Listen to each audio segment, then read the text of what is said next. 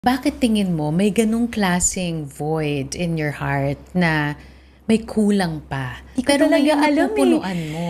Hindi ko talaga alam, pero the mere fact na pumupunta ako sa mga ganitong klaseng event na nakikita ko sila, parang isa lang yung palaging pumapasok sa isip ko na parang wake up call sa akin na ano pa bang hihingiin mo kundi extend mo kung anong meron ka para sa ibang tao. Kasi para sa akin, magiging makabuluhan kung sino ka, kung nagiging blessing ka sa bawat tao. Ngayon kung eto ka lang, maganda ka lang, artista ka lang, sikat ka lang, mayaman ka lang, para sa akin wala ka. As long as wala kang ine-extend na tulong at hindi ka nagiging blessing sa ibang tao, for me, you're nothing. Do you see yourself as a people pleaser?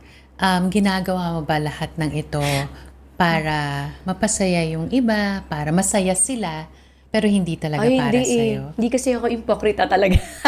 Actually, yun ang isa sa problema ko na parang sinasabi na masyadong straightforward, masyadong transparent. No. As long as wala naman akong sinasaktan, ang hirap kasi magpanggap.